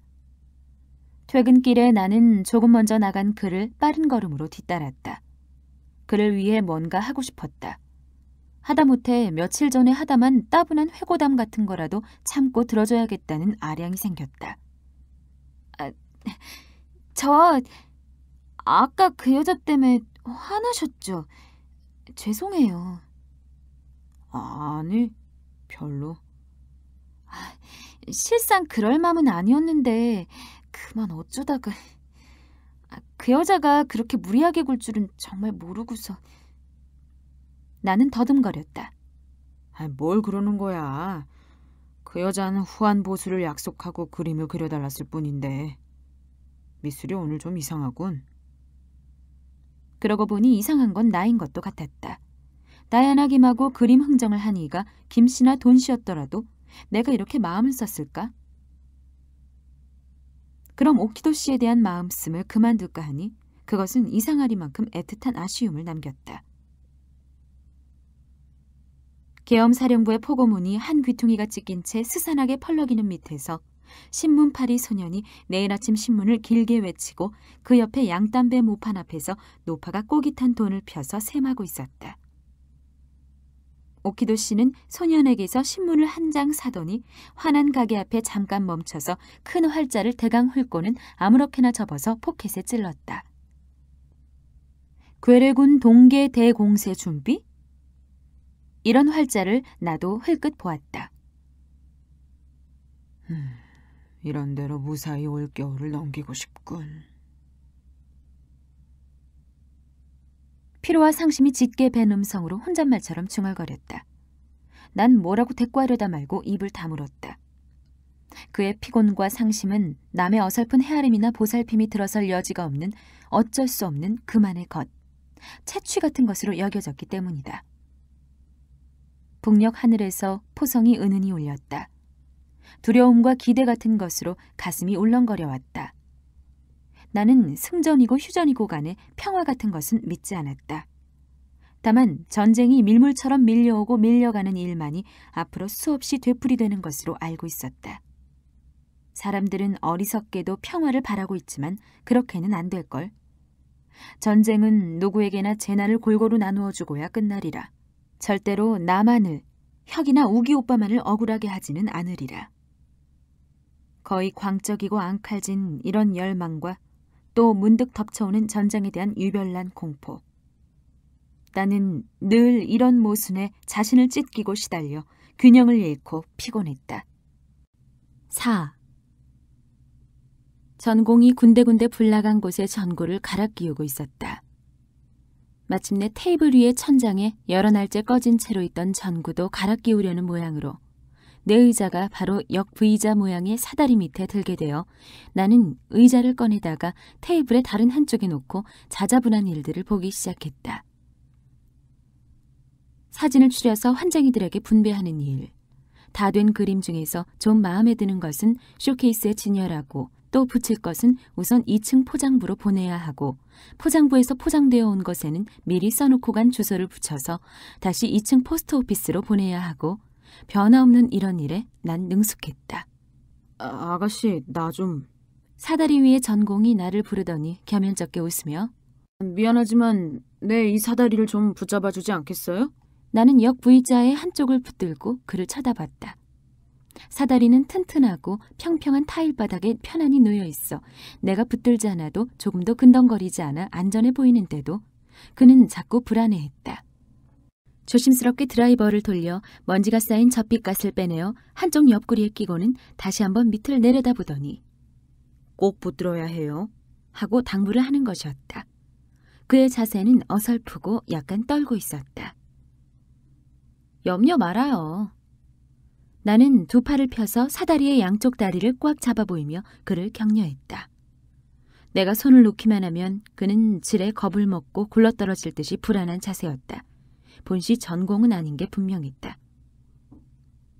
잘못 굴러 들어왔군.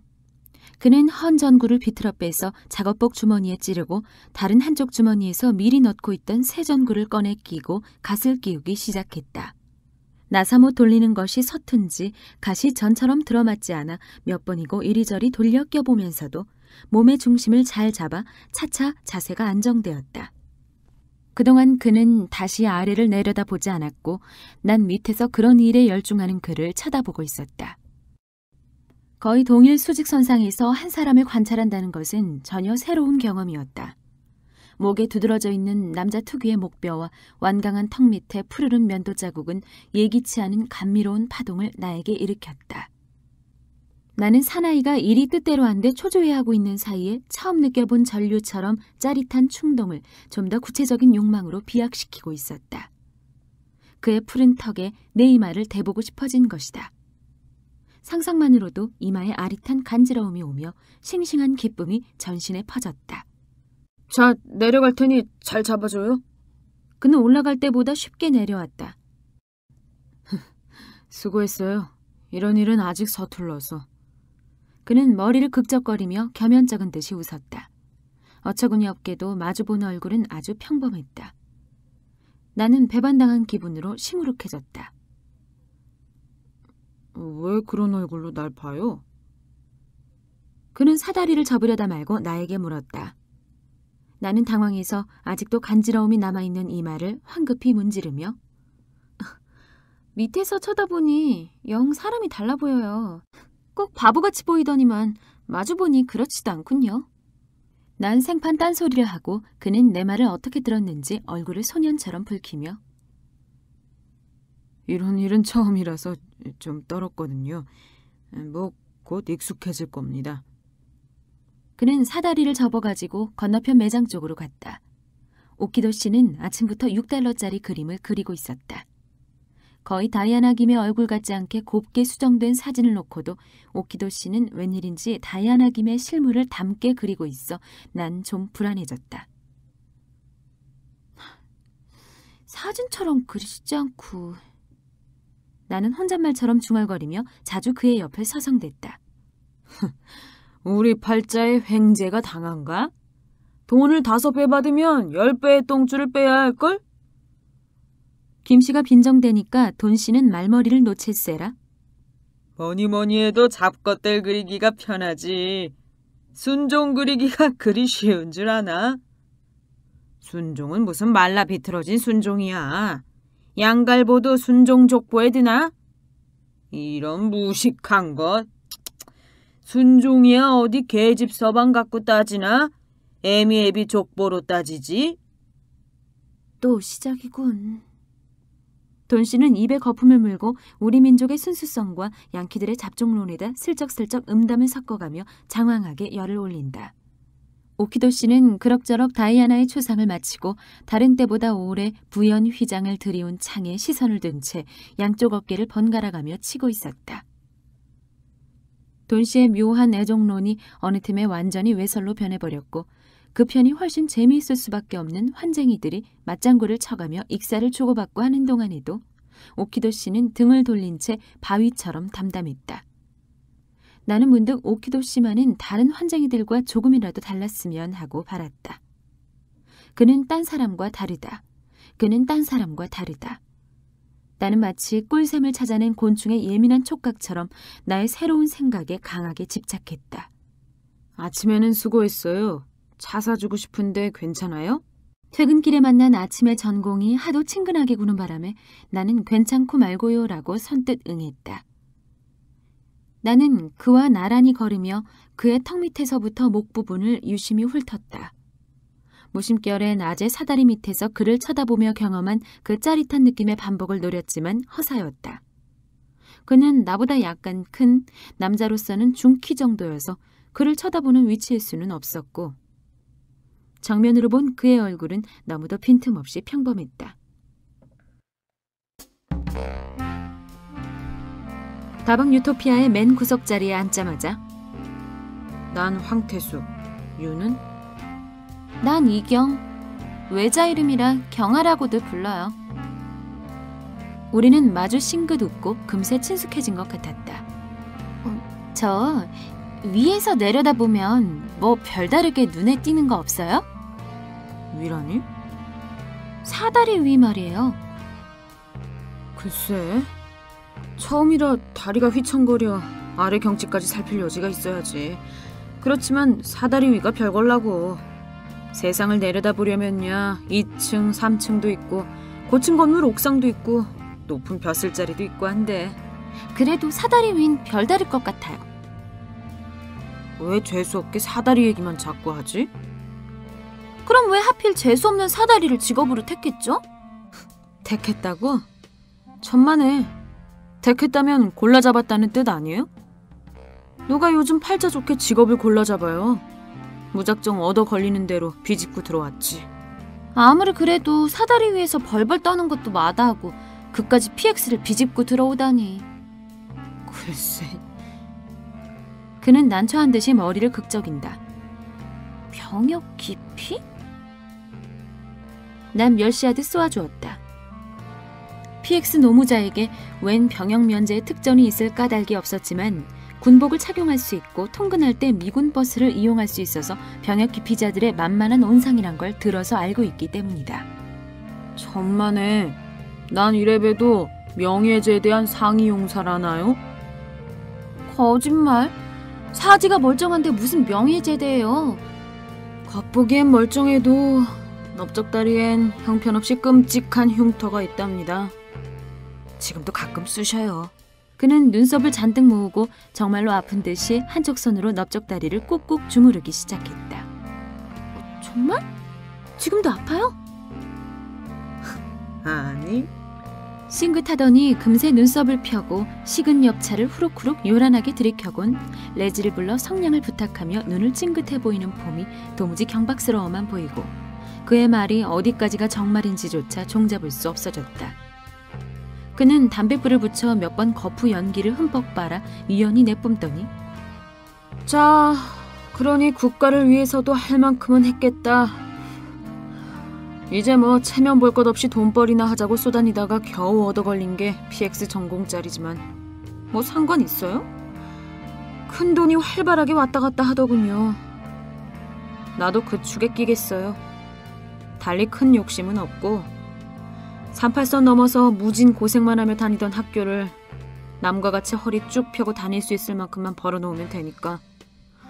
학교라야 기껏 대학 2년이 남았으니까 전쟁 끝나면 졸업하고 의젓한 곳에 취직해서 신뢰받고 다시 몇 년 후면 존경받고. 어때요? 시시하군요. 네, 그럴 줄 알았다니까. 여자에겐 허풍이나 흠뻑 떨어야 하는 건데 그만 고지식한 소리를 하고 말았으니. 에휴. 입맛을 쩝쩝 다시곤 기지개를 크게 펴더니 그대로 고개를 뒤로 젖혀 머리를 의자 뒤에 눕혔다. 완강한 턱과 그 밑에 푸른 면도 자국과 든든한 목이 또다시 내 눈에 들어오고 싱싱한 어떤 느낌으로 어쩔 수 없이 다시 나는 설레었다. 나는 수치감으로 얼굴을 붉히며 그런 충동을 재빨리 뭉갤 양으로 옆차를 단숨에 들이켜고 간지럽기 시작하는 이마를 세게 문질렀다. 그는 이내 평범한 얼굴을 바로 세우고 미스린 어때요? 초상화부 일 따분하지 않아요? 나도 취미로 하고 있진 않아요. 이래봬도 진지하게 밥벌이를 하고 있는 거려. 아마 아직 학생이죠? 고등학교 졸업반? 아니면 여대생? 글쎄요. 실상 나는 대학 시험에 실패하고 약간 시리에 빠져 있다가 전쟁을 당했다는 이야기가 거추장스러워서 애매하게 얼버무렸다. 전쟁으로 질서가 무너지는 통에 사람들은 전혀 낯선 경험들을 하게 마련이죠. 엉뚱한 곳에서 서로 만나고 그게 오히려 자연스럽잖아요. 이 북새통에도 여전히 자기 세계만을 집착하는 건 오히려 더 비극이더군요. 무슨 뜻이죠? 오키도 씨 같은 분 말이에요. 거기서 그런 그림 그리고 있다는 것은 진작부터 알고 있었지만 막상 그 속에서 그 양반을 대하니까 마음이 좀 이상하더군요. 그 양반이야 원체 그림밖에 모르는 분이긴 하지만. 그럼 오키도 씨를 알고 계셨던가요? 나는 소스라쳤다. 그러고 보니 오늘 아침 사다리를 접어가지고 그의 옆을 지나면서 인사말 같은 것이 오갔던 것도 같았다. 나뿐이에요. 같은 고향이고 우리 맏형님하고는 절친한 사이였죠. 지금도 가끔 만나시나 보던데. 그분 뭐 하던 분이죠? 시방 말하지 않았어요. 그림밖에 모르는 분이라고. 화가죠. 이번에 남아있으니까 이쪽에선 별로 알려지지 않았을는지 몰라도 아는 사람은 알게입니다. 일제 때 몇 번 선전에도 입선하고 뭐 특선까지 했었다니까. 그럼 진짜 화가 난 말이군요. 최만길이가 모아들인 불우한 예술가 속에 진짜 불우한 예술가가 있을 줄이야.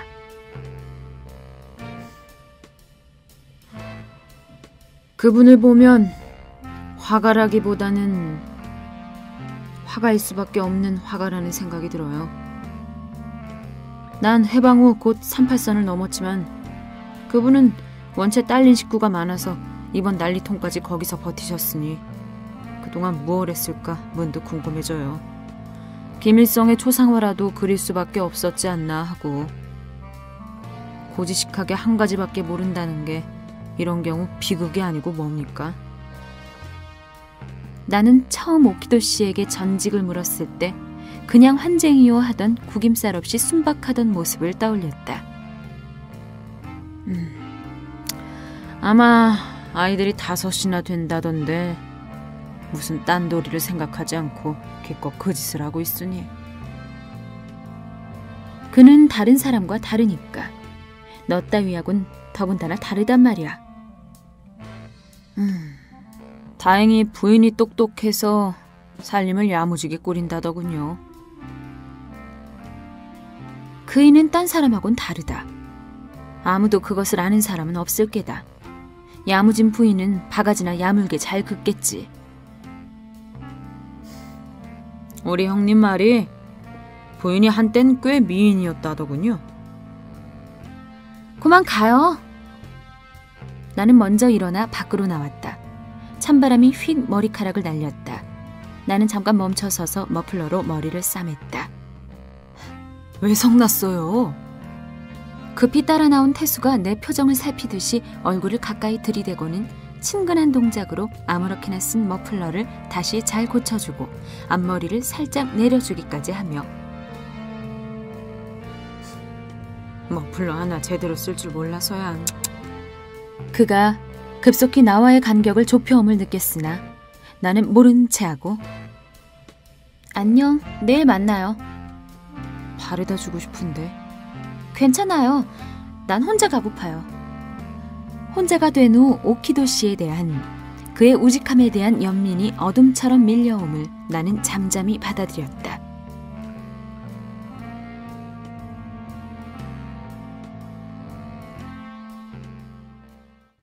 집에는 큰아버지가 와 있었다.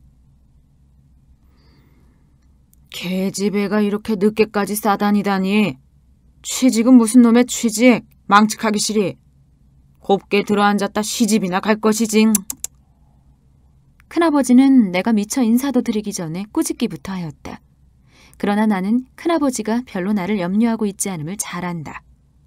다만 그는 그렇게 해야 한다고 생각했을 뿐이다. 젊은 애는 일단 트집을 잡아 나무라 놓고 보는 것이 어른된 도리라고 여기고 있었고 특히 남자 없는 이 집안에 가장 가까운 우더른으로서 좀 까다롭게 참견하는 것이 우애와 의리가 두터운 집안끼리에 마땅히 할 일로 알고 있을 따름이었다. 언제 올라오셨어요? 응, 오늘 왔다. 좀 자주 와봐야 하는 건데 그놈의 도강증이니 뭐니 여간 까다로워야지.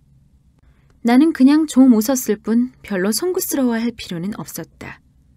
큰아버지는 아마 자기 집을 돌보러 온 길에 우리 집에 들렀을 뿐이라고 나는 짐작하고 있었으니까. 응, 지금 막 너희 어머니하고 의논하려던 참이다만 이런 흉가 같은 데서 여자 둘이서 살 게 뭐니. 너희가 피난지에서 굳이 먼저 서울로 오겠다고 우길 때만 해도 나도 자리가 안 잡혀 그만 얼떨결에 떠나보냈다만 원 이거야 어디 그냥 두고 볼 수 있냐 말이다. 이게 어디 온전한 정신 가진 사람이 살 집이냐? 다시 내려가든지 너만이라도 말이다. 큰아버지는 잠깐 말을 멈추고 어머니 눈치를 살피는 듯 했지만 어머니가 지극히 담담하자 그게 싫으면 우리 집에라도 가 있으면 어떻겠니? 지금이야 이 집을 팔려도 작자가 없을 테니 잠가놓고 우리 집이야 이 집보다 우선 아담해서 좋고. 지금 큰아버지 댁을 지키고 있는 사람이 마땅치 않은 모양이다. 주인집 세간을 마구 뒤지고 꼭꼭 싸놓은 이부자리를 제것처럼 꺼내 덮고 간장 고추장은 마구 펀에 팔아먹고 뻔한 일이다. 나는 너희 집 허물어진 행랑채만 봐도 가슴이 섬뜩하던데. 너도 너다만 개수씨는 어쩌면 끄떡 않고 이 흉가에서 견디십니까? 그런 끔찍한 참척을 겪은 곳에서. 그럼 어딜 갑니까? 저도 이 집에서 죽어야죠. 어느새 돌아가시긴. 경아는 어쩌시고요? 오래 사셔서 경아 낙을 보셔야지요. 어머니는 대꾸 없이 웃었다. 아주 허탈하게. 딸의 낙에 구차스럽게 매달리지 않겠다는 어머니의 현명함이랄까. 그런 게 웃음 속에 있었다. 에이, 모르겠다. 남은 일것 생각해서 하는 소린데. 왜 큰아버지 댁 돌보는 사람이 마땅치 않으세요? 나는 기어이 그 소리를 하고 말았다. 에휴, 글쎄 그것들이 알짜는 다 빼돌리고도 내가 올 적마다 큰 적선이나 베푸는 것처럼 공치사를 했사니 빌어먹을 것들. 참으셔야죠. 살려고 피난들 간 뒤에 남아서 세간살이를 지킬 사람이 따로 있다는 것만 해도 뭐가 좀 잘못된 거 아니겠어요? 그야 어디 내가 봐달란 거냐? 저희가 봐준단 거고. 응? 또 그것들이야 우리에게 그만한 의리쯤은 있는 것들인데. 그렇다고 말이다. 그래서 우리 집을 봐달라고 너희 보고 오라는 건 아니고, 이 흉가는 오빠 언니들은 다 잘 있어요? 응? 그럼 진이는 이번에 훈장을 타고 중령으로 진급했지. 그리고 아주 좋은 자리로 가고, 민희도 저희 형 덕에 말이 군대 생활이지 누워서 떡 먹기로 편하지. 나니 마리는 학교를 계속 다니고 있고 피아노가 집에 없는 게 짜증들이다만 피난통에 그쯤 고생도 안 하겠니? 그는 난리통에 하나도 다치지 않은 그의 아들딸의 이름을 나열하며 완전히 주름을 폈다. 순간 그는 거침없이 행복해 보였다. 우리 집의 처지와 자기들을 비교함으로써 그의 행복은 완벽한 것 같았다. 남의 불행을 고명으로 해야 더욱더 고소하고 만난 자기의 행복. 네 소리를 많이들 하지. 함께 지내지 않고 어쩌자고 혼자 고생을 하는지 모르겠다고. 마리가 너 보고 싶다고 제일 보챈단다. 저도요. 나는 인사성으로 그렇게 말했을 뿐이었다. 속에선 하나의 심술궂은 생각이 사납게 일었다. 전쟁은 아직 끝나지 않았다고. 전쟁이 몇 번이고 되풀이될 테고 그 사이에 전쟁은 사람들에게 재난을 골고루 나누리라고. 나는 다만 재난의 분배를 먼저 받았을 뿐이라고. 고단하실 텐데 일찍 주무세요. 나는 건넌방의 큰아버지의 자리를 봐드리고 오래간만에 어머니와 나란히 누웠다. 아주 오랜만이었으나 별로 할 말이 없었다.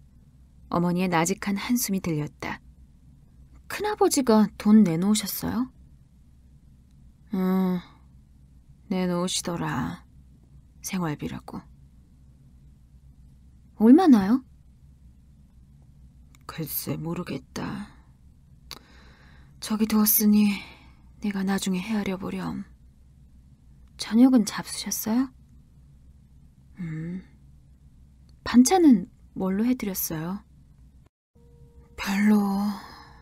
그저 우리 먹는 대로 드렸지. 손님 대접 솜씨가 유별나게 깔끔하던 어머니는 이제 아주 치매가 되어버린 것일까. 나 취직한 거 뭐라고 하셔요? 시집도 못 보내려고 그런 곳에 취직시켰다고 한탄하시더라. 엄마도 그렇게 생각하세요? 아니. 그럼 상관없다고 생각해요? 아니. 난 돌아 누웠다. 건넌방에서도 잠 못 이루는 듯 큰아버지의 기침소리가 간간히 들려오고 옆에 누운 어머니는 잠이 들었는지 깨었는지 나에겐 숨소리조차 잡히지 않았다. 스산한 바람만이 차양을 덜컹이고 미닫이를 가늘게 흔들고 또 어디서 나는지 모를 흉흉한 소리를 내며 온 집안을 횡행했다. 나는 이불을 푹 썼다. 그래도 들리는 흉가를 흔드는 바람소리. 행랑채에 뚫어진 지붕으로 휘몰아쳐 들어와 부서진 기왓장을 짓밟고 조각난 석가래를 뒤적이고 복국의 진흙을 떨구고 찢어져 늘어진 반자지와 거미줄을 흔들고 쌓인 먼지를 날리느라 마구 음산한 휘파람 소리를 내며 돌아다니는 바람은 이불 속에서 귀를 막아도 사정없이 고막을 흔들어댔다. 나는 할 수 없이 오키도 씨를 생각했다. 그리고 주문처럼 그는 딴 사람과 다르다. 그는 딴 사람과 다르다고 외웠다. 나는 그런 되풀이를 통해 어쩌면 새로운 생활의 노크를 시도하고 있는지도 모를 일이었다.